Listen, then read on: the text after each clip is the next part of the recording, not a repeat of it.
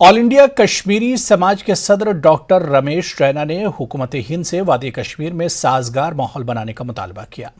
उन्होंने कहा कि अगर हुकूमत कश्मीर के लोगों की बाज़ाबातकारी के लिए वाकई संजीदा है तो वादी में इनके लिए महफूज माहौल पैदा किया जाना चाहिए। डॉक्टर रमेश रैना ने न्यूज़ 18 से बातचीत की। कश्मीर में बदस्तूर टारगेट किलिंग के चलते कश्मीरी पंडित जो हैं वो लगातार एहतजाज कर रहे हैं, प्रोटेस्ट कर रहे हैं। और न सिर्फ जम्मू बल्कि दिल्ली और बाकी जगहों पे भी ये लोग एहतजाज कर रहे हैं, प्रोटेस्ट कर रहे हैं और चाहते हैं कि जो भी माइनॉरिटीज़ वहाँ पे रहती हैं उनकी सेफ्टी, और अगर वहाँ पे वो सेफ फील नहीं कर रहे हैं तो उनकी लोकेशन भी हो, जिसमें प्राइम मिनिस्टर पैकेज के लोग भी हमारे साथ इस वक्त है। ऑल इंडिया कश्मीरी समाज के प्रेसिडेंट डॉक्टर रमेश रैना साहब, क्या चाहते हो आप, क्या लगता है आपको इस वक्त के जो हालात हैं वहाँ पर? तो आज की डेट में हमारे पास सिर्फ दो डिमांड्स है, कोई ज़्यादा डिमांड्स नहीं है कि जो पूरी की ना जाए।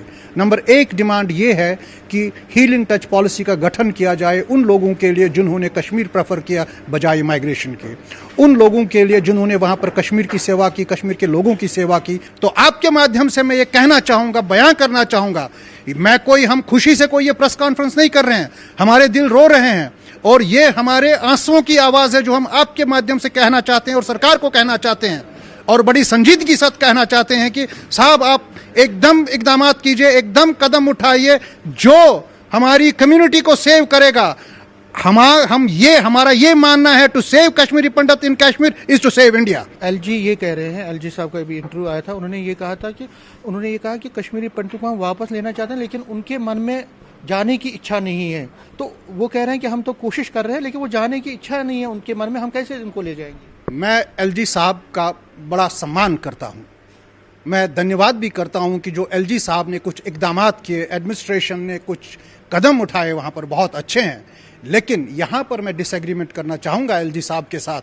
विल क्या हवा में आएगी? अगर राहुल भट्ट को दफ्तर के अंदर मारते हैं तो कौन जाने की हिम्मत करेगा वहां पर? मुझे एक चीज बता दीजिए, राहुल भट्ट ऐसा आदमी था जो दफ्तर में मरा, लोगों के सामने मरा, कुलीग्स के सामने मरा। इससे किल डिजायर हो जाती है, desire to return gets killed.